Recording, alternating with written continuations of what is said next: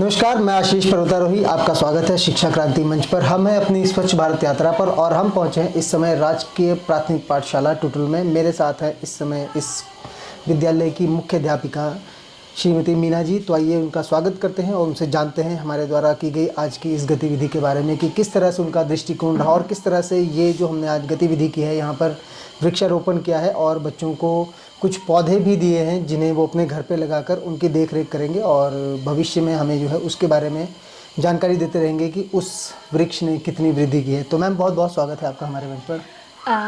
धन्यवाद। मैं आपका स्वागत करती हूँ अपनी विद्यालय में और आपका धन्यवाद करती हूँ कि आप एक बहुत ही अच्छा कार्य कर रहे हैं और जिसकी कि आज पूरे भारत को ज़रूरत है, पूरे विश्व को ज़रूरत है। तो वो जो है आग्रह लेकर आप चले हैं और हम तक भी, हमारे छोटे छोटे बच्चों को भी ये संदेश देने पहुँचे हैं।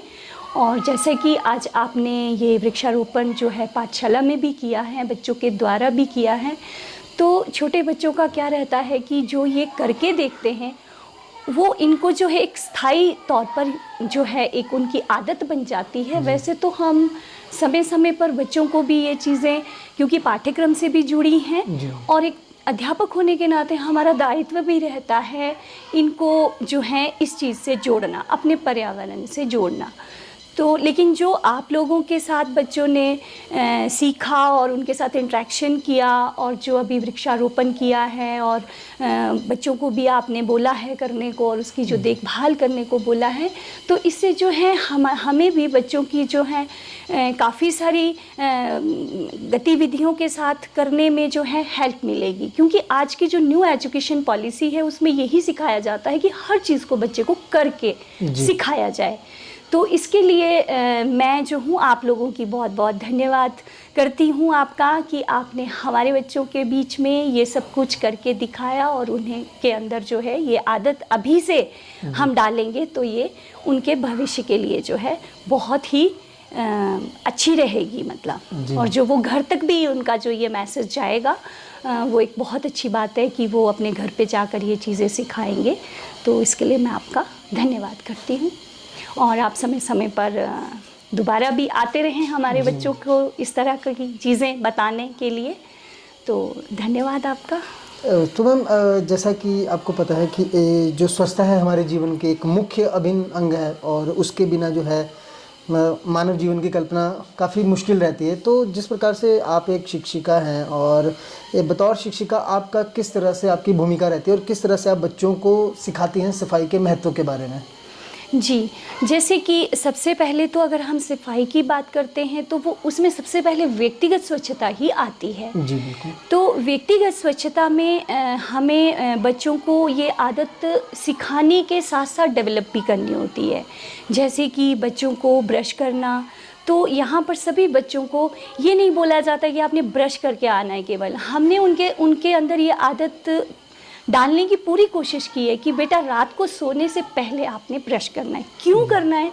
क्योंकि ब्रश ना करने से आपके दांतों में जो सड़ा हुआ खाना फंस जाता है उससे कितनी सारी बीमारियां हमारे मुंह से लेकर जो है पेट तक और शरीर की बहुत सारी और भी बीमारियां जो हैं हो जाती हैं। तो सबसे पहले व्यक्तिगत स्वच्छता के बारे में बताना, रोज़ नहा कर आना, आपके नाखून हफ्ते में एक बार ज़रूर कटे होने चाहिए, बाल कटे होने चाहिए, प्रॉपर नहा कर आना, साफ़ सुथरी ड्रेस पहनना।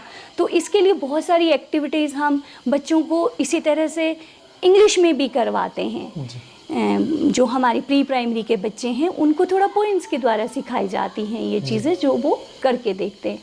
फिर है कि आपने अभी सबसे पहले तो हम पाठशाला में ही उनको देखते हैं कि किस तरह से सफाई करनी है। और सबसे पहले जैसे कि आज बच्चे जो हैं जो भी चीज़ें यूज़ करते हैं, रैपर्स जहाँ कहीं भी फेंक देते हैं, तो उनको ये सबसे पहले सिखाया जाता है कि आप जो चीज़ भी खाते हैं, चाहे वो पाठशाला में, चाहे वो घर पे, चाहे वो बाज़ार में, चाहे वो किसी फंक्शन में, तो आपने उसे प्रॉपर जहाँ पर उसे डालना होता है डस्टबिन में वहाँ डालें। और अगर नहीं मिलता है तो आप उसको ऐसी चीज़ को जो आप पॉकेट में रख सकें या आपके पास कोई पैकेट है, लिफाफा है, उसमें रखें जब तक आपको उसका सही जगह डालने का स्थान नहीं मिलता। बस में हैं आप तो भी आप बस से कोई चीज़ बाहर नहीं फेंकेंगे। क्यों? क्योंकि आपको उसको घर में आकर जो है उसको फेंकना है। जैसे कि आप बॉटल्स हैं, कोई आप कोल्ड ड्रिंक्स पी रहे हो या प्लास्टिक की बॉटल है, तो उसको भी आपने इधर उधर नहीं फेंकना है।